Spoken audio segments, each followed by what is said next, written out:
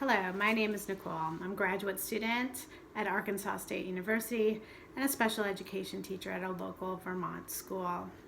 I am going to present my research regarding alternative augmentative communication and its implications for students with autism spectrum disorder, ASD.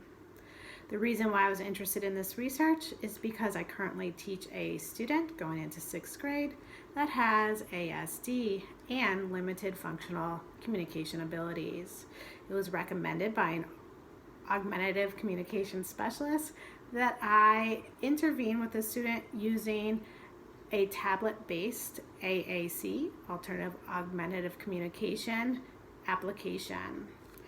This research I'm about to present, I think, would be of interest to all the individuals that work with the same student I do, as well as any professional that works with a student with autism that has needs in communication. Communication is an essential part of the human experience.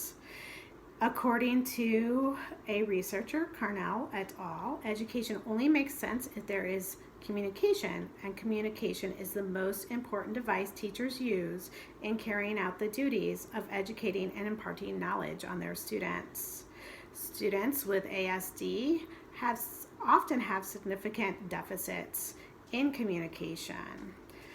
Therefore, it is important that educators and professionals find ways to help students improve their communication abilities. I believe my research shows that students with ASD who have significant communication deficits can benefit in a number of ways from learning how to use AAC systems and technologies. Many students with ASD have difficulty with functional communication. Functional communication is defined as the use of words to achieve planned purposes. Functional communications has effect on the social environment and is one of the main ways we interact with each other in our daily lives. Therefore, professionals need to find ways that students can interact effectively in their own educational journey, as well as in the social aspects of their communities. Educators who serve students with ASD have a responsibility to review literature and research that supports the use of AAC devices in improving functional communication skills of their nonverbal or limited verbal students. AAC systems are not just effective for nonverbal students, but for any student that has functional communication needs. AA systems make it possible for students with functional language deficits to convey messages and interact socially. AA systems and technologies were developed for the purpose of allowing individuals to communicate in their natural environments. Aided alternative augmentative communication systems rely on technology or devices for the implementation. One type of popular aided AAC system is the picture communication system, often referred to as PECS. Students are instructed how to use pictures to communicate messages or ask for things. Another type of aided AAC system are speech-generated voices we often find on tablets or computers. Students touch a picture to represent an idea or a message, and the device speaks that message.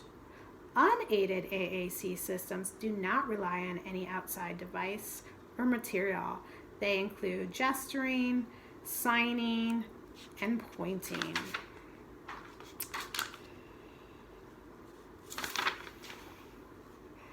AAC technologies use strong visual stimulants and therefore may be quite useful in instruction and intervention for students with ASD who tend to be visual learners and thinkers. Thus, educators and service providers that work with students with ASD often do choose to utilize AAC to help their students become more functional communicators. In fact, evidence suggests that individuals with ASD who learn to use alternative augmentative communication systems to communicate can even decrease their challenging behaviors. I closely looked at 10 research articles and informational articles to learn more about alternative augmentative communication.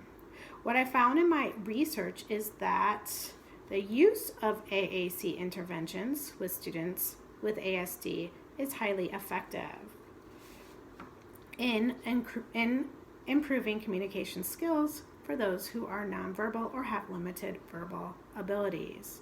The type of AA system educators and service professionals choose to provide will depend on the student's needs as determined by assessments, as well as the student's motor abilities, such as being able to touch pictures on screens, the environment in which they need to communicate, as well as their caregiver and team of professionals' ability to buy into AAC interventions and use them effectively. Interventions need to be centered not just on making a request, but on improving broad social, functional, and independent communication in authentic settings. Research indicates the co-joint behavior consultation method for collaboration is very effective in helping students learn how to use AAC effectively. This collaboration method requires that all team members in a student's team participate in goal setting, intervention, and data collection, and that all decisions are made collectively by the team. Research also suggests that individuals use AA systems at an increased rate in the school environment compared to their home environment. Therefore, it is important for educators and professionals to actively work with parents to teach them how to use AAC devices effectively with their children, and also how to identify communication opportunities in which their child can use their AAC device. In fact, research shows that even when teacher and parent competency in using AAC systems is high, the use of AAC systems by students may not be as high. Therefore, it is important in training that adults learn not only how to use AAC systems so that they can teach the children, but also ways to recognize opportunities for communication so that students with autism are using their AAC devices to authentically communicate in natural environments. Students' IEP goals, therefore, should be centered around where AAC systems are going to be utilized, in what settings, what the goal is, and how data collection will be implemented to make sure the intervention methods are working. The use of speech-generated devices on a tablet may be an ideal choice for students that have the needed prerequisite adaptive motor and receptive language skills for use. This is because tablets are often cost-effective, doesn't cost too much for schools to purchase. They are socially acceptable in natural environments and, according to research, preferred by users. There are many speech-generated devices to choose from, and developers are currently using research in ASD, autism spectrum disorder, and language acquisition to help them create useful AAC devices. One way educators can make sure students learn how to use their AA system effectively is by using least to most prompting. This method of prompting provides the least amount of possible prompting to influence correct targeted answers. Teachers increase their prompting as needed based on students' response. It helps reduce prompt dependency and allows students to be more independent in their use of their AAC systems.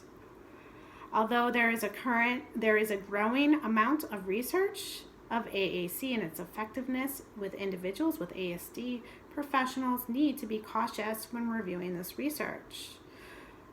Many studies may not indicate a sufficient level of results, and in many studies there may not be fidelity of intervention procedures. Professionals therefore need to consider the research as well as their own knowledge and students' abilities and needs when making informed decisions regarding AAC technologies. Thank you. I hope you enjoyed my presentation.